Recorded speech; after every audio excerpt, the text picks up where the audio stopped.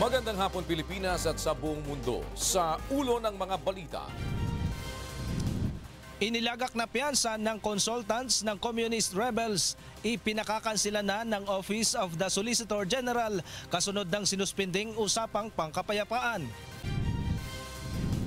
Panuntunan para sa gagawing joint session ng Kongreso kaugnay ng martial law sa Mindanao isinasapinal na.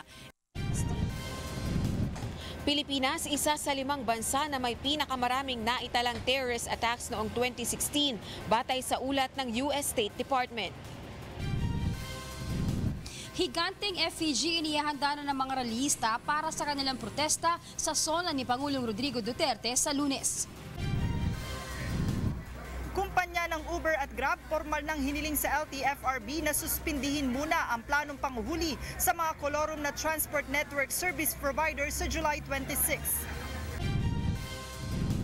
Pag-aangkat ng karne ng baka at manok mula sa Brazil, ipagbabawal muna ng Agriculture Department dahil sa banta ng Salmonella bacteria.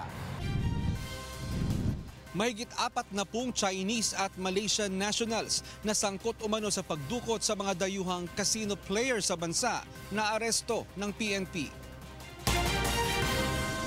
Una sa ating mga balita, ipakakansela ni Solicitor General Jose Calida ang piyansa ng mga consultant ng National Democratic Front of the Philippines o NDFP na pansamantalang pinalaya upang makasali sa usapang pangkapayapaan. Kasunod ito ng pagpapatigil sa back-channel talks ng pamahalaan sa rebeldeng grupo. Mula sa Maynila, ito ang balita ni Roderick Mendoza live. Roderick. Kuya, ipakakansila umano ng opisina ng Solicitor General itong inilagak na piyansa ng mga consultant ng National Democratic Front of the Philippines o NDFP. Kasunod nga yan ng sinuspinding usapang pangkapayapaan sa pagitan ng pamahalaan at ng rebelding grupo. 19 na consultants ng NDFP ang pansamantalang pinalaya nitong nakaraang taon upang makasali sa usapang pangkapayapaan. Kabilang na dito ang mag-asawang Wilma at Benito Tiamzon na sinasabing mga leader ng New People's Army. Sa post sa kanyang Twitter account, sinabi ni Solicitor General Jose Calida na hihilingin ng OSG sa korte na kansilahin ang bail bond ng mga consultant at muling ipaaresto at ipakulong ang mga ito. Ito'y matapos i-anunsyo ni Presidential Advisor on the Peace Process, Secretary Jess Doreza, ang pagkansela sa back-channel talks sa mga rebeldeng komunista kasunod ng pamamarilang NPA sa convoy ng PSG sa Arakan, North Cotabato. Ayon sa tagapagsalita ng OSG na si Attorney Eric D., nakasalalay sa mga kondisyong inilatag ng Korte Suprema ang paglaya ng mga consultant. Isaan niya sa kondisyon ay otomatikong makakansela ang kanilang piyansa kapag nabigo ang negosasyon. Ayon naman sa abogado ng NDF Peace Panel na si Attorney Edri Olalia, hindi pinag-isipan ang reaksyon ng OSG at sa halip na makatulong ay nagpapalala pa sa sitwasyon. May pag-asa pa niyang matuloy ang usapang pangkapayapaan basta't hindi hawak ng militar si Pangulong Duterte at hindi isip bata ang mga negosyador ng pamahalaan. Kuya, bukas nga sana nakatakdang simulan itong back-channel negotiations na magtatagal hanggang sa linggo July 23. Ito ay bilang paghahanda sa ikalimang round ng peace negotiations sa pagitan ng mga rebelde at ng pamahalaan ngayong buwan ng Agosto o Setyembre. Kuya. So Roderick, depenido na yon. Kasi last time nakausap ko si Secretary Jess Doreza, sinasabi niya nga itong supposed to be a schedule na back-channel talks sa Sabado. So wala na ito ha, totally. Opo, ito nga inanunsyo na ng mismo ni Secretary Doreza doon sa kanyang doon sa kanyang account din sa social media at ito ay nasa Twitter account din. Ni-tweet din nitong Office of the Presidential Advisor on the Peace Process. So ito ay definite na hindi natuloy itong back-channel negotiations dahil nga doon sa pag-atake o pamamaril doon sa convoy ng PSG, Kuya. Maraming salamat Roderick Mendoza, nagulat mula sa Maynila. Sang-ayon naman ang sandatahang lakas ng Pilipinas sa desisyon ni Pangulong Duterte na itigil ang usapang pangkapayapaan sa Communist Party of the Philippines. Ito ang balita ni Lea Ilagan. The armed forces have been supporting, is supporting, and will continue to support the President. Ito ang pahayag ng Armed Forces of the Philippines sa nais ni Pangulong Rodrigo Duterte na itigil na ang usapang pangkapayapaan sa New People's Army. Ayon kay AFP Public Affairs Office Chief Colonel Edgard Arevalo, madalas na lumalabag ang New People's Army dahil sa patuloy na pag-atake sa mga tropa ng pamahalaan. Kahit na nga hindi ang mga itong combatant tulad ng 2 sundalo na inatake ng NPA habang namamalengke sa Palawan. In the other instance, they blew up improvised explosive device targeting a truck with Marines who were only transiting en route to a peace and development effort, thereby injuring the troops on board. Sinabi pa ni Arevalo na hindi seryoso ang NPA sa usapang pangkapayapaan base sa mga ginagawa ng mga ito tulad ng extortion activities. It is a futile effort to continue to talk peace with a group like CPP, NPA, NDF, whose members continue to bleed money from the people and senselessly kill our soldiers that defend and protect our people. Bukod pa niya ang pag-atake sa sasakyan ng Presidential Security Group sa pamamagitan ng paglalagay ng checkpoint habang nakasuot ng peking uniforme ng Army sa Arakan North, Cotabato. All these are indicators of the New People's Army's propensity to take advantage of crucial situations like this in order for them to perpetrate their ends. They have never been sincere. They have never been sincere in talking peace with government. Leia Ilagan, UNTV News and Rescue, Camp Aguinaldo. Isa ang Pilipinas sa mga bansang may pinakamaraming insidente ng pag-atake ng mga terorista noong 2016, batay sa ulat ng US State Department. Sinabi naman ng Malacanang na ginagawa ng pamahalaan ang lahat ng paraan upang matugunan ang suliranin sa terorismo. Ito ang balita ni Rosa Licos. 104 na bansa ang inatake ng mga terorista noong taong 2016. Subalit 5 bansa sa mga ito ang naitalang may pinakamaraming terrorist attacks, kabilang na ang Pilipinas batay sa ulat na inilabas ng US State Department. Ang ibang 4 pa ay ang mga bansang Iraq, Afghanistan, India at Pakistan. At sa mga pag-ataking ito, pinakamaraming napaslang sa mga bansang Iraq, Afghanistan, Syria, Nigeria at Pakistan. Sa kabuuan naman, naitala ang pagbaba sa bilang ng terrorist attacks at deaths kumpara noong taong 2015. Gayunman, ayon sa Malacanang, ginagawa ng pamahalaan ang lahat ng paraan upang masolusyonan ang suliranin ng bansa sa terorismo. What we are doing is really confronting it, engaging the situation with the whole systems approach. Pangunahing ding nireresolba ng Duterte administration ang suliranin sa kahirapan at ang pagpapatupad ng usapang pangkapayapaan sa mga Moro group. We recognize that poverty in Mindanao and the sense of hopelessness it brings spawns terrorism. It is for this reason that while we are fighting terrorism, we are also fighting poverty. The President has already approved a comprehensive peace roadmap which aims to provide peace and development by addressing the issue on the Bangsamoro. Patuloy din ang ginagawang pakikipag-ugnayan ng Pilipinas sa ibang bansa upang paigtingin ang intelihensya at pagbabantay sa border kontra terorismo. Rosa Licos, UNTV News and Rescue, Malacanang. Umapila ng due process ang Malacanang sa gagawing pagdinig ng US House of Representatives hinggil sa umano'y kaso ng extrajudicial killing sa bansa, bunga ng anti-drug war ni Pangulong Rodrigo Duterte. Ngayong araw, isasagawa ng Tom Lantos Human Rights Commission ng US Congress ang pagdinig sa epekto sa pangangalaga sa karapatang pantao ng umiiral na war on drugs. Hiling ni Presidential Spokesperson Ernesto Abella sa US Congress na alamin ang lahat ng impormasyon kaugnay ng issue at tignan kung gaano kalala ang suliranin ng Pilipinas sa iligal na droga. Sinabi rin ni Abella na layunin ang kampanya ng administrasyon na mapangalagaan ang seguridad ng mga Pilipino. The universality of human rights presupposes due process be observed by all, and as such, any proceedings that allege wrongdoing should provide the opportunity for all sides to be considered. Insinuations and hasty judgments have no place in due process.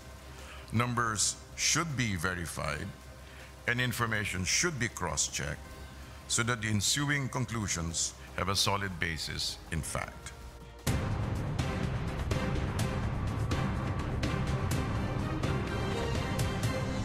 Desidido ang iba't ibang grupo na magsagawa ng malawakang kilos protesta sa araw ng State of the Nation Address o SONA sa Lunes, sa kabila ng katatapos silang dialogo kay Pangulong Rodrigo Duterte.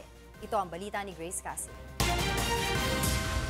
Hindi kumbinsido ang grupong bayan at iba pang militanteng grupo sa resulta ng pakikipagdialogo nila kay Pangulong Rodrigo Duterte nitong Martes. Hindi umano sila nagkasundo ng Pangulo sa isyu na plano nitong palawigin ng martial law na siya namang mariing tinututulan ng grupo. Gayon din sa umano'y usapin sa pag-usad ng usapang pangkapayapaan. Yung sa mga malalaking issue, hindi tayo nakakuha ng malinaw at positibong commitment mula sa Pangulo. Are you satisfied? Samantala, desidido ang grupo ng mga lampag sa ikalawang State of the Nation Address o SONA ng Pangulo sa Lunes. Minamadali nilang tapusin ang higanting effigy na ito na may taas na 10 talampakan. Ito ang kanilang ipaparada kasabay na isasagawa nilang malawakang kilos protesta. Simbolo umano ito ng kapabayaan ng ilang opisyal ng pamahalaan. Ito yung mga pinakamalalaking hadlang sa pagbabago. No, at sila ang kumakatawan dun sa mga anti-national at anti-mamamayang mga patakaran na ating nilalabanan. Samantala, kinumpirma rin ni QCPD Director Police Chief Superintendent Guillermo Eleazar na magsasagawa din ng pagkilos ang mga pro-Duterte movement sa araw ng SONA. Grace Cassin, UNTV News and Rescue, Quezon City. Naniniwala ang ilang environmental group na hindi natugunan ni Pangulong Rodrigo Duterte ang mga usaping pangkalikasan sa unang taon nito sa panunungkulan. Ito ang balita ni Leslie Lombowen. Lalahok sa isasagawang malaking rally kasabay ng State of the Nation Address ni Pangulong Rodrigo Duterte sa Lunes ang ilang environmental groups. Nais-ani lang iparating sa Pangulo ang panghihinayang sa nabigong pangako nito na mas mapangalagaan ang kalikasan at mga likas na yaman ng bansa. Gusto naming ipahayag sa kanya yung mga natitirang issue at yung mga panawagan namin na kailangang isabatas yung mga pangangalaga ng ating kalikasan at kailangan ng mas matindi at mas maayos na pamamalakad sa DENR. Sa pagtaya ng grupo, nararapat lang ang ibinigay nilang grado na 11 out of 60 sa performance ng Pangulo sa usaping may kaugnayan sa kalikasan. Anila, patuloy na naghihirap ang mga Pilipino sa mga krisis sa kapaligiran at pagbabago ng klima makalipas ang unang taon nito sa panunungkulan. Dismayado rin ang mga makakalikasang grupo dahil sa pagkaalis sa pwesto ni dating Department of Environment and Natural Resources Secretary Gina Lopez na anila'y maayos na nagpapatupad ng mga batas kalikasan. May demand ang mga tao na yung pagbabago at yung mga napagwagian para sa kalikasan ay dapat ipagpatuloy.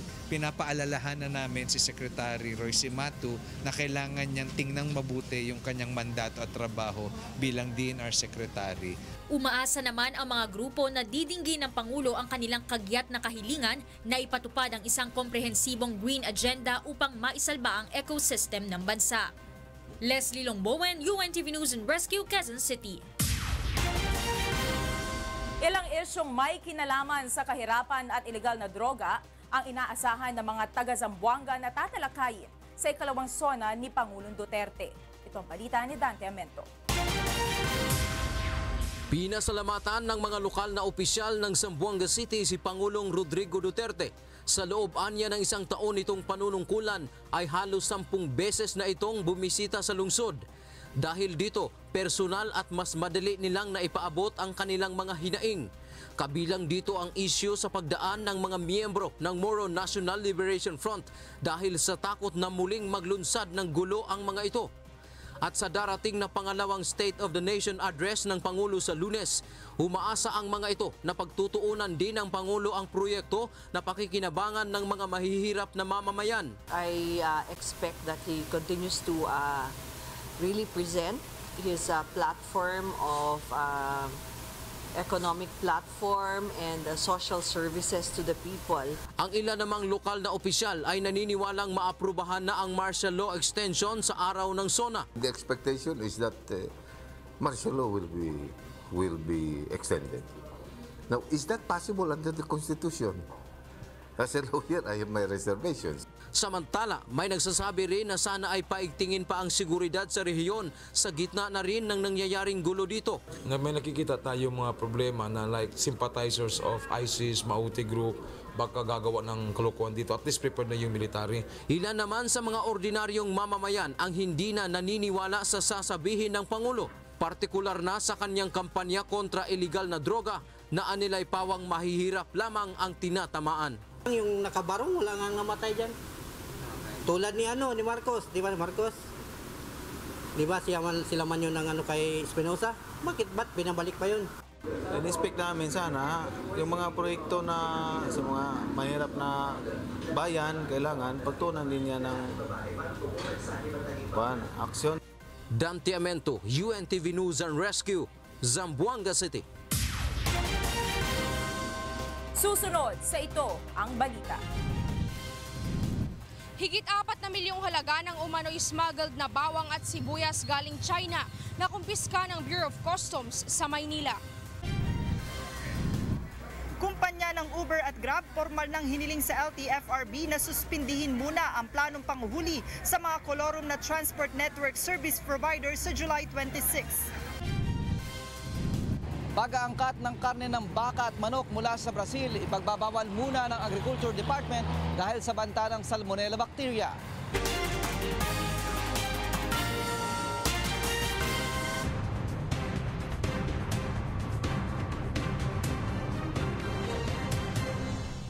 Sa pagpapatuloy ng Ito ang Balita, isinasapinal na ng 2 kapulungan ng Kongreso ang ipatutupad ng mga panuntunan para sa gagawing joint session kaugnay ng hiling na martial law extension sa Mindanao. Mula sa House of Representatives, ito ang balita ni Joyce Balancio live. Joyce? Magandang gabi sa iyo, Kuya. Nagpulong nga dito sa Kamara kaninang umaga ang House at Senate Secretariat upang pag-usapan yung ipapairal nila na rules o alituntunin sa gaganapin na joint session ng Kongreso sa Sabado kung saan tatalakayin at pagbobotohan na ng Kongreso ang hiling ni Pangulong Rodrigo Duterte na i-extend ang martial law sa Mindanao hanggang Disyembre. Hanggang alas 10 ng gabi lang maaring tumagal ang joint session ng Kongreso sa Sabado dahil hanggang dito lang ang expiration ng 60-day martial law period. Para ma-extend ito, boboto na magkasama ang Senado at Kamara at kakailanganin ng absolute majority vote na 50% plus 1 o katumbas ng 158 na mga boto. Aminado ang Senate Secretary General na dahil numbers game ito, hindi malaki ang bearing ng boto ng 22 senador kumpara sa 200 at 71 kongresista. For record purposes only, may bearing. Pero the overall approval of the declaration to extend the period, that will prevail. Ayon naman kay House Secretary General Attorney Cesar Pareja, maaaring gawing closed door ang joint session. No, the joint session regularly that's open, pero we have siyempre hindi natin maiwasan if they feel na for security purposes they might require na mag-joint session, so mag-executive session. So samantala, hindi pa klaro ang detalye patungkol sa tagal ng papayagang interpellations at paraan ng pagboto, kung nominal voting na nais ng Kamara o raising of hands na iminungkahi ng Senado. Ipapa-aproba pa kasi ng Senate at House Secretariat sa liderato ng Kongreso ang proposed rules na nabuo nila kanina. Samantala, sinabi naman ni Majority Floor Leader Congressman Rudy Fariñas na sa mismong joint session na gagawin ang security briefing ng Kamara kung saan imbitado ang resource persons na humarap sa kanila noong nagpatawag ng Committee of the Whole bago ang deklarasyon ng martial law. Kabilang sa mga haharap ay ang miyembro ng gabinete, kinatawa ng iba't ibang ahensya ng pamahalaan at iba pa. Sa pagtaya naman ng Makabayan Block, hindi natatagal ng buong araw ang joint session. Definitely, may mga na ngayon ang leadership na mag-entertain lang ng several interpellations or opinions, pero as early as possible imumove na yan for votation. Umaasa Makabayan na mabibigyan ng mahabang panahon na talakayan ang hiling ng Pangulo. Lalo na't ayon-anya sa rules on joint session, kailangan bigyan ng tig-10 oras ang kada kapulungan para sa interpellation. Mismong sila rin anya ay tututol sa plenaryo sa extension ng martial law. So hindi naman pwedeng madaliin lang o kung ano lang ang sabihin ng Malacanang, yun na yun. No? Kung magiging responsable at totoo sa tungkulin na nakatakda sa konstitusyon, ay kailangan meron talagang sariling masusing investigasyon ang Kongreso dito. Kuya, ayon nga kay Majority Floor Leader Congressman Rudy Fariñas, ay ipapaapro pa sa House at Senate Committee on Rules itong nabuong proposed joint session rules matapos itong naging meeting ng House at Senate Secretariat kanina. Ipipresenta ito sa joint session sa Sabado kung saan i-aproba din ito ng miyembro ng Kongreso bago sila mag-move forward o mag-proceed dun sa kanilang agenda. Kuya? Maraming salamat, Joyce Balancio, nagulat mula sa House of Representatives. Naniniwala naman si Senate Majority Leader Senator Tito Soto na magiging sentro ng deliberasyon sa special joint session ng Kongreso ang usapin sa haba ng extension na ibibigay para sa martial law sa Mindanao. Ito ang balita ni Nel Maribuhok. Ilan sa mga senador ay may reserbasyon pa rin tungkol sa extension period na hinihiling ni Pangulong Rodrigo Duterte na 5 buwan o hanggang sa katapusan ng taon. Ayon kay Senator Joel Villanueva, ito ang isa sa mga malaking usapin na matatalakay sa Sabado sa special joint session ng Kongreso kung saan maaaring hindi na makukwestiyon ang magiging sakop na lugar ng batas militar. We did not discuss much about extending the scope of the declaration of martial law. We feel na ready na naman ang ating mga officials. Ito rin ang paniniwala ni Senate Majority Floor Leader Tito Soto. Maraming magsasabi na may mga opinion sigurado na lalabas na sasabihin na 60 days na lang. Kasi after 60 days, kung hindi pa rin nakikwel, ulitin natin another 60 days. Yun ang sasabihin ng iba. Sa pahayag naman ni Senator Laila De Lima, naniniwala siya na ang paglagpas sa 60-day period na extension ay maituturing ng labag sa konstitusyon. Kaugnay ng sesyon ng Kongreso sa Sabado, ayon kay Soto, isinasapinal na rin nila ang magiging rules para sa magiging deliberasyon sa hiling na ito ng Pangulo, kung saan lilimitahan lamang ang oras na pagsasalita at interpellation ng mga mambabatas. Dagdag ni Soto, magiging bukas din anya sa publiko ang sesyon dahil karapatan anya ng taong bayan na malaman ang kasalukuyang sitwasyon sa bansa. Pagdating naman sa botohan kaugnay ng extension ng martial law, wala na dapat anyang maging kwestiyon sa joint voting ng Kongreso, bagamat dominado agad ng Kamara ang bilang ng Senado. In the Constitution, in the 4 or 5 times that the votes of Congress is mentioned, or decisions of Congress are mentioned, it is only on the issue of martial law that the word jointly is used. Bagamat may ilang kumukwestiyon sa joint voting, ayon kay House Majority Leader Rudy Fariñas, ipapaliwanag nilang mabuti ito sa mga mambabatas. Nel Maribuhok, UNTV News and Rescue, Pasay City. Naniniwala ang isa sa mga economic manager ni Pangulong Rodrigo Duterte na walang epekto sa ekonomiya ng bansa ang panukalang palawigin ang martial law sa Mindanao. Ayon kay Socio-Economic Planning Secretary Ernesto Pernia, walang problema ang mga negosyante sa pag-iral ng batas militar batay sa nakuha niyang feedback mula sa business sector sa Mindanao. In fact, they feel safer and more confident about the investment or business environment. In Mindanao in general, as you know, the conflict is only limited to a small area of Mindanao, small fraction of the whole island. Mahigpit namang tinututulan ng ilang militanteng grupo ang hirit na palawigin ang martial law dahil saan nila'y naitatalang kaso ng mga paglabag sa karapatang pantao. Ito ang balita ni Lea Ilaga.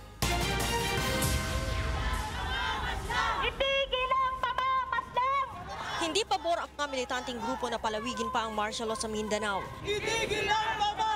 Ito ang sinisigaw ng grupong karapatan na nagsagawa ng rally sa labas ng gate ng Campo Aguinaldo at Campo Crame kanina. Ayon kay Karapatan Public Information Desk Secretary General Cristina Palabay, may naitala silang sibilyan na biktima ng political killings at illegal arrest. Pinalalala lamang po nito yung masama ng kalagayan ng karapatang pantao sa Mindanao at saka sa buong Pilipinas. Nitong nakaraang 2 buwan na mula na pinatupad ang martial law sa Mindanao, may naitala po kaming 10 na sibilyan na biktima ng pagpaslang at mahigit 300 biktima ng illegal na aresto. Tinawag din ng grupo na Bomba King sina Defense Secretary Delfin Lorenzana, AFP Chief of Staff General Eduardo Anyo at National Security Advisor Hermogenes Esperon Jr. Aniya, ang tatlong opisyal ang pasimuno ng martial law dahil sila umano ang nagbibigay ng maling ulat sa Pangulo upang palawigin ito. Lalo na't prioridad ng Pangulo ang paglaban sa terorista at ilegal na droga. Sinabi pa ni Palabay na kontra mahihirap ang martial law dahil ang mga ito ang tinatamaan ng illegal arrest at pagpaslang sa kampanya naman ng pamahalaan laban sa ipinagbabawal na gamot. Sila yung mga koporal, no? At implementers ng martial law doon po sa Mindanao. At yung mga ulat na ibinabahagi nila sa Senado, kay Pangulong Duterte, ay mga ulat na hindi nakakatulong para resolbahin yung krisis sa Marawi. Tiniyak pa nito na babantayan nila sa July 22 ang special session sa Kongreso para sa martial law extension. Ipakikita rin aniya nila ang kanilang pwersa sa July 24 sa State of the Nation Address ng Pangulo dahil nasa 30 hanggang 50,000 miyembro ang inaasahan nilang sasama sa rally mula sa iba't ibang rehiyon sa bansa. Leia Ilagan, UNTV News and Rescue, Camp Aguinaldo. Sa iba pang balita, formal nang naghain ng mosyon ang mga kumpanya ng Uber at Grab sa Land Transportation Franchising and Regulatory Board para hilinging suspindihin muna ang planong panghuhuli sa mga kolorum na Transport Network Vehicle Service sa July 26. Ito ang balita ni Joan Nano. Hindi muna huhulihin ng Land Transportation Franchising and Regulatory Board sa July 26 ang mga Transport Network Vehicle Service Provider na walang prangkisa. Ito'y kasunod ng paghahain ng mga abogado ng Uber at Grab ng motion for reconsideration sa LTFRB na humihiling na suspindihin muna ang naturang kautusan.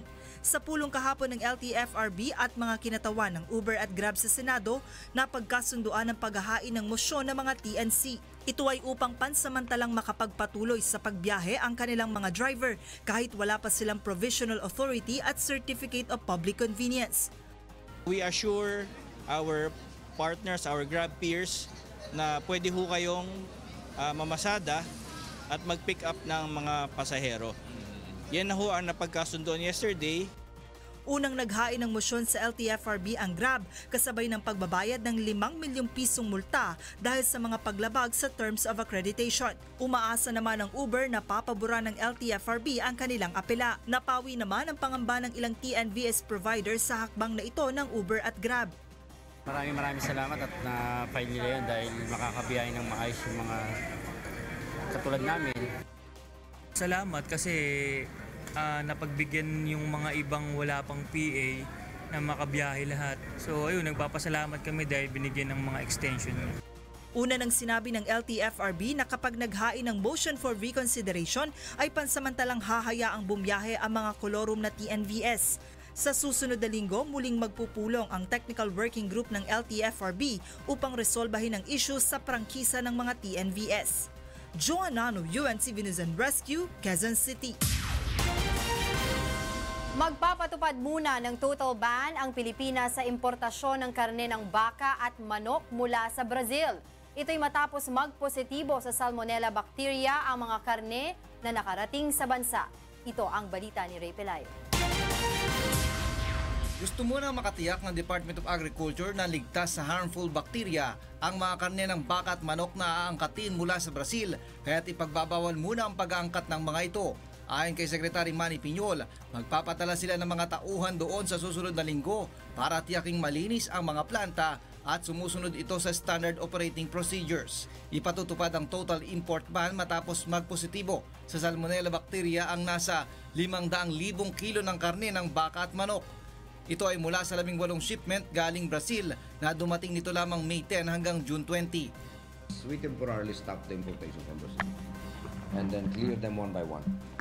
Ayon sa Bureau of Animal Industry o BAI, na-deliver na sa mga meat processor ang mga karne bago lumabas ang resulta ng laboratory test. Subalit mamatay naman nila ang salmonella dahil lulutuin naman o dadaan sa matinding init ang mga ito kapag dumaan sa proseso. Una nang sinabi ng mga importer na maapektuhan nito ang mga fast food chain at posibleng tumaas din ang presyo ng mga dilata at hotdog na ginagamitan ng baka at manok. Ayon naman kay Piñol, papayagan naman nila na muling makapag-angkat ng karne ng baka at manok sa oras na matiyak na ligtas na itong kainin. Ray Pirayo, UNTV News and Rescue, Quezon City. Nakumpiska na Bureau of Customs o BOC sa Maynila ang mahigit 4 na milyong halaga ng bawang at sibuyas galing China. Ito ang balita ni Aiko Miguel. Tatlong 40-foot container vans na may lamang tinatayang 2,800 bags ng bawang at sibuyas mula Guangdong, China ang nasabat ng Bureau of Customs Intelligence and Investigation Service sa Manila International Container Port. Dumating ang unang container noong June 7 at ang dalawa pa noong July 7. Nakalagay na consignee sa mga kargamento ang Equisent Import and Export Corporation na nakaregister sa Food and Drug Administration bilang food exporter. Ayon sa MICP, nakitaan nila ng pandaraya sa import permit ang mga ito dahil bawang lang ang nakadeklarang laman nito. May konting creativity sa concealment pero blatant pa din. 4 na layers lang yung ginawang bawang kasi may import permit sila ng bawang. The rest, sibuyas na sila. Nag-issue na ang BOC ng warrant of seizure and detention sa mga nakumpiskang bawang at sibuyas. Naharap sa paglabag sa Anti-Agricultural Smuggling Act at Economic Sabotage ang mga opisyal at broker ng naturang kumpanya. Magsusumite rin ng reklamo ang BOC sa Department of Justice laban sa Equisent dahil sa pagpupuslit ng agricultural products. Malaki rin anyang epekto ng pag-i-smuggle ng mga gulay sa mga lokal na magsasaka. Kapag ito mga ganitong bagay, commodity papasok sa ating bansa at hindi po siya parte ng volume o yung quota na itinakda po ng isang specific government agency katulad nga ng BPI, magkakaproblema tayo dyan sa presyo. Malulugi yung ating mismong mga kababayan na naghirap isang taon na magtanim para umani ng ititinda sa merkado. Nagbabala rin ang Bureau of Plant Industry sa mga posibleng panganib na dala ng mga ipinapasok na produkto sa bansa. Primary objective of the quarantine is to protect the entry of exotic pests and diseases. So since this is an agricultural country, so pinoprotektahan po natin ang ating local industry. Kailangan ring suriin ng Bureau of Plant Industry ang mga kargamentong may lamang agricultural products dahil maaring may mga pesteng dala ito at sakit na maaring makuha ang tao kapag nailabas sa merkado at nakonsumo. Aiko Miguel, UNTV News and Rescue, Manila. Naaresto ng Philippine National Police o PNP ang mga dayuhang umano'y miyembro ng isang kidnapping group na nag-ooperate sa bansa. Target umano nitong dukutin ng mga foreigner na naglalaro sa mga casino. Ito ang balita ni Monok Son.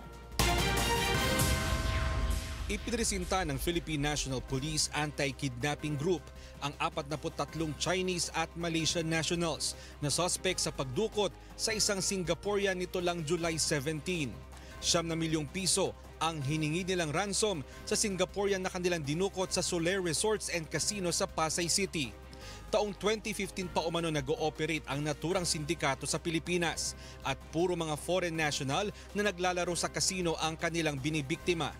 Modus ng grupo na matyagan ang mga casino player na natatalo sa sugalan. Kinakaibigan nila ito at inaalok na pauutangin ng malaking halaga sa kayayayain ng maglaro sa ibang lugar. Pag natatalo na, ang sistema nila sasabihin, malas ka dito. We transfer to City of Dreams. Doon, mananalo ka doon. Pero pag sinakay na nila sa sasakyan, diretso na. And then, doon na nila ngayon, tatakutin yung pamilya, nandito, binubugbog. Sumailalim na sa inquest procedure ang mga ito at kinasuhan ng illegal detention. Mayroon namang ilan na aapila sa korte dahil sinasabing nadamay lamang umano sila. Subalit ayon sa PNP, magkakasama lahat sa isang kwarto sa Bayview Hotel ang mga suspect nang mahuli ang mga ito. Patuloy namang hinahanap ang leader ng grupo na nakatakas. Ayon sa PNP, may isa pang kidnapping syndicate na nag-ooperate sa bansa ang kanilang minomonitor. Katuwang ng PNP ang mga casino management upang mahinto ang ganitong klaseng modus. They are very cooperative to us. Hindi po sila nagkukulang. Very cooperative yung management sa atin. And alam naman nila pag mabigyan ng masamang impression yung gambling industry or gaming industry dito sa ating Pilipinas, apektado rin sila. Batay sa tala ng Philippine National Police mula taong 2015 hanggang taong 2017, nakapagtala sila ng 11 kaso ng kidnapping sa mga kasino. At 2 dito ay mula sa kahuhuli lang na grupo ng PNP Anti-Kidnapping Group. Mon Hokson, UNTV News and Rescue, Camp Crame. Nakauwi na sa bansa ngayong araw ang mahigit sa 360 undocumented overseas Filipino workers mula sa Malaysia at Jeddah, Saudi Arabia. Ito ang balita ni Victor Cosare. Pasado alas 9 ng umaga kanina nang dumating sa Ninoy Aquino International Airport Terminal 1 ang 271 overseas Filipino workers mula sa Jeddah, Saudi Arabia. Lulan ng PR Flight 663, sinalubong ang mga repatriated OFWs ng mga tauhan ng Overseas Workers Welfare Administration, Department of Foreign Affairs at Department of Health. Sila ang pinakabagong batch ng mga Pilipinong nakauwi ng Pilipinas matapos pagkalooban ng amnesty ng Saudi Arabia government. Makatatanggap ng financial assistance mula sa OWA ang mga umuwing Filipino workers. Samantala, 63 undocumented Filipino workers naman mula sa Sarawak, Malaysia ang dumating din sa bansa kaninang madaling araw. Kasama ng grupo ang 11 bata na anak ng ilan sa mga OFW. Umuwi ang naturang mga Filipino workers sa utos na rin ni Pangulong Rodrigo Duterte dahil sa panganib na dala ng kawalan nila ng legal na mga dokumento. Talagang ilang buwan na rin talagang walang trabaho. Magkakasama mo sa bahay. Kung ano yung pagkain, halo. Pinagsasalon na namin. Makatatanggap din ng financial assistance mula sa OWA ang naturang mga OFW. Bibigyan rin ng pamasahe ang ilan para makauwi sa kani-kanilang probinsya, habang ang ibang kailangang bilhan ng tiket sa eroplano ay mananatili muna sa halfway homes. Victor Cosare, UNTV News and Rescue, Philippines.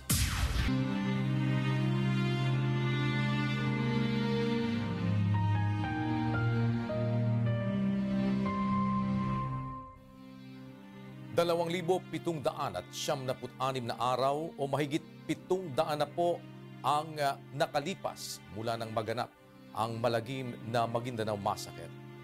Ngunit hanggang ngayon, naghahanap pa rin tayo ng katarungan sa mga biktima ng malagim na krimen. At sa tila madilim na hinaharap ng kaso, hindi po bibitiw ang UNTV sa labang ito hanggang makamit ang katarungan.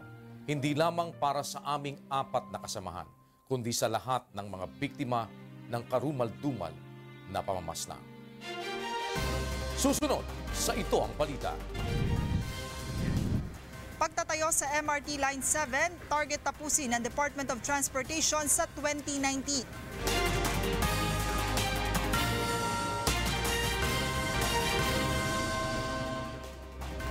Tinulungan ng UNTV News and Rescue Team ang 2 nasugatan sa magkahiwalay na aksidente sa Maynila at Pampanga kaninang madaling araw. Nilapatan rin ng paunang lunas ng grupo ang isang lalaking biktima ng pambubugbog sa Baguio City. Ito ang balita ni Bernard Dadis. Nagtamo ng malalim na hiwa sa kanang kilay ang 38 anyos na Korean national na si Jung Jang. Ito matapos mabangga ang sinasakyan nitong taxi sa isa pang taxi sa kanto ng Quirino Avenue at Rojas Avenue pasado alas 2 kaninang madaling araw. Aminado ang isa sa mga taxi driver na nakaidlip siya habang nagmamaneho kaya na-aksidente. Hindi ko nakapansin yung dahil sa antok siguro. Stoplight. Ugo kami. Siya, nalimpungatan daw, hindi niya malaman kung basta gumanong daw siya. Galing siya rito, kumanan. Ayun na, nangyari na. Nilapatan ng first aid ng UNTV News and Rescue Team ang biktima, ngunit tumanggi na itong magpahatid sa ospital. Samantala sa Minalin, Pampanga naman ay nirespondihan rin ng UNTV Rescue ang motorcycle rider na si Ronald Lim. Nagtamo ng mga sugat sa katawan ng 30 anyos na biktima matapos maaksidente sa minamanehong motorsiklo. Isinugod siya ng UNTV Rescue sa Jose Lingad Hospital matapos bigyan ng pangunang lunas. At sa Baguio City, duguan ang mukha ng 26 anyos na lalaking ito nang humingi ng tulong sa UNTV News and Rescue Team kaninang madaling araw. Ayon sa biktimang si Ferdinand Ferrer, binugbog siya ng lasing niyang kasama sa trabaho nang pauwi na mula sa isang kasiyahan. Inampat ng UNTV Rescue ang pagdurugo ng mga sugat sa ulo ng biktima saka inihatid sa Baguio General Hospital and Medical Center. Bernard Dadis, UNTV News and Rescue, Philippines. Ipinamamadali na ng Department of Transportation ang pagtatayo ng MRT Line 7 upang mapakinabangan na ito ng libu-libong mananakay sa taong 2019. Ito ang balita ni John Nano. Nag-inspeksyon kanina ang Build team ng Duterte administration sa construction site ng itinatayong MRT Line 7 sa Quezon City Memorial Circle. Binisita ng mga opisyalang naturang site upang alamin ang estado ng konstruksyon ng proyekto na mag-uugnay sa Quezon City at San Jose del Monte, Bulacan. Ayon kay Transportation Secretary Arthur Tugade, pipilitin nilang tapusin ang konstruksyon ng MRT-7 sa ikalawang quarter ng taong 2019 upang mapakinabangan na ito ng publiko. Bukod pa rito, ipinamamadali na rin ng DOTR sa mga contractor ang paglalagay ng mga pundasyon sa proposed Doña Carmen at Regalado Avenue stations. Sisikapin ng Transportation Department na matapos ito sa darating na Nobyembre upang maibsan ang matinding problema sa trapiko sa naturang lugar. Ang MRT-7 ay isang rail transit system project na may habang 22 kilometro at binubuo ng 14 na istasyon. Kabilang sa mga ito ang North Avenue, Quezon City Memorial Circle, University Avenue, Tandang Sora, Don Antonio, Batasan, Manggahan, Doña Carmen, Regalado, Mindanao Avenue, Quirino, Sacred Heart, Tala at San Jose del Monte, Bulacan. 36 na train set o 108 bago ng tren ang inaasahang darating sa bansa sa January 2019 mula sa South Korea na siyang gagamitin sa operasyon ng MRT-7. Sa oras na matapos, tinatayang aabot sa higit 400,000 mga pasahero ang makikinabang dito kada araw. Umapela namang muli ng pangunawa at kooperasyon sa publiko ang DOTR sa trapikong idinudulot ng proyekto. Sabi nga ni Ida, walang hirap, walang ginhawa. Anong gusto mo? Maghirap ka ng 10 taon o pagbigyan nyo kami ng 2 taon upang pagkatapos ng 2 taon, meron kang 10 taon na ginhawa? Samantala, nakikipagtulungan na rin ng DOTR at DPWH sa National Housing Authority hinggil sa relokasyon ng mga residenteng tatamaan ng konstruksyon ng MRT-7. Sa kasalukuyan, nasa 160 mga pamilya ang nakatakdang ilipat ng NHA sa kanilang mga pabahay sa Rizal, Cavite at Bulacan. Kung sino yung mga natatamaan sa ating road right-of-way as well as the expansion, we will have the options, they will have the options of choosing saan sila comfortable titira. Sa ngayon ay inaasikaso na ng NHA ang pagkakabit ng mga linya ng tubig at kuryente sa mga relocation sites. Joan Nano, UNTV News and Rescue, Quezon City. Mayong gabi, ani ang dugang pang mga balita gawas sa kauluhan. Nagpatigayon og transport strike karong adlaw ang grupong Piston sa Davao City isip pagsupak sa jeepney modernization program sa Panggamhanan. Kini ang balita ni Dayan Ventura. Dili malampuson ang grupong Piston sa ilang planong paralisahon ang biyahe sa mga pampubliko nga mga sakyanan sa gipatigayon nilang piket sa Davao City karong adlaw. Kini human nagdeploy ang lokal nga panggamhanan og 20 ka mga bus sa syudad. Mas gipili usab sa ubang mga driver nga mamasada aron mukita. Loy mo ban basero kay dingog dimi mang biyahe. Layo biyan Toril downtown. Wala na biyahe ko kay walay kwarta. Walay allowance. Tumong sa transport strike nga babagan ang planong pagpatuman og jeep modernization plan sa LTO ug LTFRB. Karon gihimo na mo ni agi build up sa panawagan ngadto sa iyang suna aron nga madungog niya ang among mga mulo. Pinaagin ining implementasyon karon nga gihimo sa DOTR.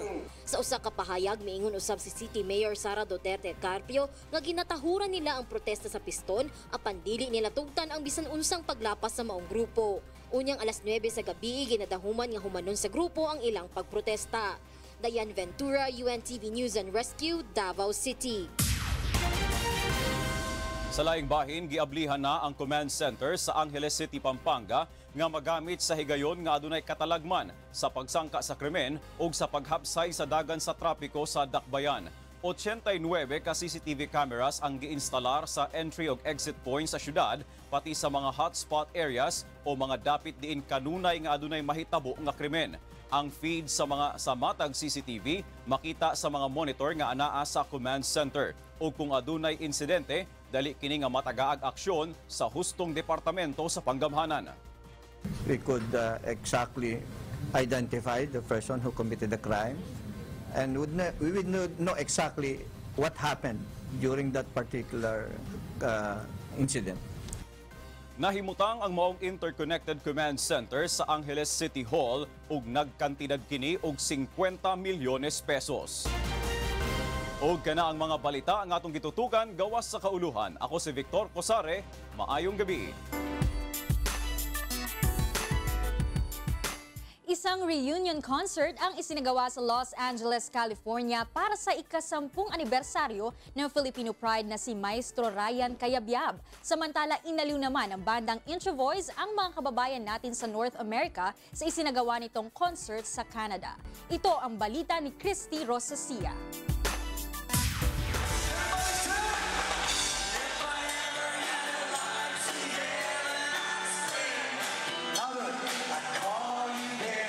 Ito ang awit na pinasikat ng alternative rock band na Intro Voice noong taong 1993.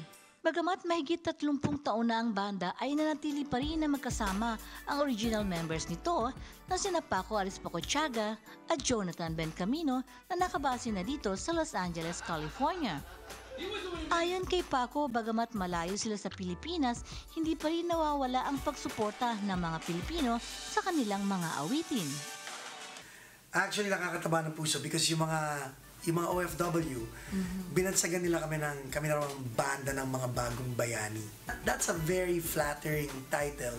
Kamakailan ay nagsagawa ng concert ang grupo sa Canada na dinagsa ng mga Pilipino sa iba't ibang panig ng Amerika. Tinutugtog namin is yung mga original songs namin na nag-hit. And then, dinadagdagan namin yan ng, siyempre, may kailangan pang kilite. Samantala, nagsagawa naman ng 10th anniversary concert sa Glendale, California kamakailan ang kilalang musical director, conductor at accompanist na si Ryan Cayabyab. 7 solo singers ang nagsama-sama upang ihandog ang mga awiting nilikha ni Maestro Cayabyab gaya ng Kay Ganda ng Ating Musika, Ahabol-habol, Tuwing Umulan at Kapiling Ka.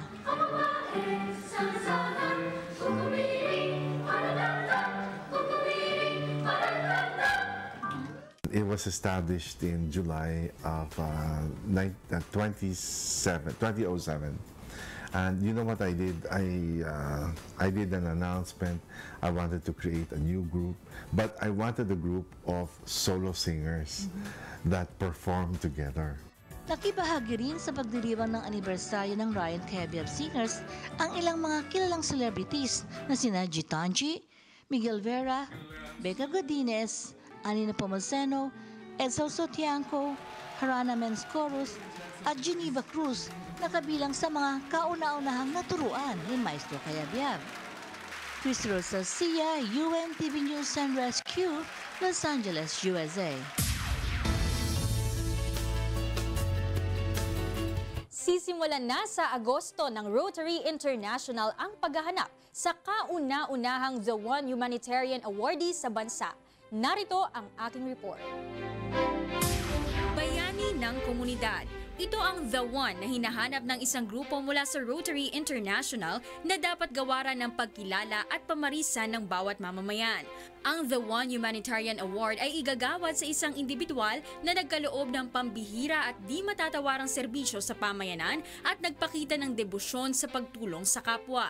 Ang individual na ito ay dapat kumakatawan sa motto ng Rotary International na Service Above Self. So when you show the world the heroes and you magnify the goodness in society, the vision is to ask and inspire others to follow. So that's what The One is about. Excited naman si Cecilia Flores Oibanda sa paglulunsad ng proyektong ito sa bansa. Si Cecilia ang kauna-unahang Filipino finalist sa The One Hong Kong noong 2012 dahil sa kanyang kontribusyon sa pagsagip ng mga biktima ng human trafficking sa bansa. I'm so excited for those people who are actually silently working in the ground, offering their lives, waking up, sleeping so late in order to make their advocacy and their humanity safe. Ang mapipiling The One Philippines Humanitarian Awardee ay tatanggap ng 1.5 million pesos na magagamit sa pagsusulong ng kanyang humanitarian cause at mga proyekto. Siya rin ang kakatawan sa Pilipinas sa The One International Awards kung saan may pagkakataon siyang muling manalo. Umaasa naman ang founder nito na ang proyekto ay makakatulong sa pag-unlad ng bansa. So by creating or recognizing or empowering these great heroes, we're slowly making the economy better in our small way. Ang The One Philippines ay bukas lamang sa mga residente ng bansa na may edad 18 pataas at hindi isang Rotarian o empleyado man ng Rotary entity. Para sa iba pang mga impormasyon patungkol sa nominasyon at award, magtungo lamang sa kanilang website na www.theoneinternational.org. Maaari ring mag-email sa philippines@theoneinternational.org. Leslie Longbowen, UNTV News and Rescue, Makati City. At yan ang ating balita sa entertainment ngayong gabi. Ako po si Leslie Longbowen. Balik sa inyo, Kuya Daniel, Angeline Monica. Maraming salamat, Leslie. Mahigit 7 taon. Hindi 700. Yung sa ating Maguindanao Massacre. Dahil iba yata yung daan na niisip nila. But that's been 7 years. 7 years. More than And medyo tulog pa rin hanggang ngayon yung problema na yan sa Maguindanao Massacre. At marami pa rin naghihintay kung ano magiging resulta at may dulo. Dahil may nasundan pa yan ng isang problema ng mamasapa. Ngayon naman ang naghatid naman ng problema dito sa dating Pangulong Pinoy dahil meron naman nagpipetisyon para siya naman ay mas maitaas yung kaso sa kanya na hindi lang graft kung hindi parang reckless imprudence resulting in homicide. Kasama doon sa mga napatay din sa mamasaka. Alas 6:53 na ako sa mga naglalakbay sa kasalukuyan, yung mga papauwi na ng kanilang mga tahanan. Ay ingat lamang ho, konting dagdag tiis lang. Yung mga naggagrab, baka masakay doon sa mga... pero humingi pa petisyon, wala pa lang sa... Meron motion for reconsideration. At isang masakit ngayon ay yung supposed to being back talks sa Saturday. Hindi matutuloy. Back talks yan dapat sa Saturday, binibida sa akin ni Secretary Jess Dureza. Nagpunta siya dito. Last Monday lang yan. Oo, yun ang sinasabi niya na isang mangyayari dapat this weekend, Saturday and Sunday. Pero dahil dun sa nangyaring pananambang dito sa mga miyembro ng PSG, ay mukhang bag down pati yun. At ngayon ay merong pinafile nga ang OSG hinggil dun sa pagkakansela ng bail nitong mga political detainees na pinakawalan pansamantala at mukhang gusto nilang ihirit na ipa-aresto ulit ng mga yan. Ingat lamang ho sa pag-uwi, sa paglalakbay sa lansangan. Dagdag lamang ho tayo ng kaunting pasensya dahil masasabak pa rin kayo sa mahigpit na traffic. At yan po ang naging kabuuan ng ating balitaan ngayong gabi. Aming inilahad ang buong katapatan kung paano namin nasaksihan. Kayo po'y makapagtitiwala na ang aming nakita at narinig ang aming ibinapalita. Magandang gabi.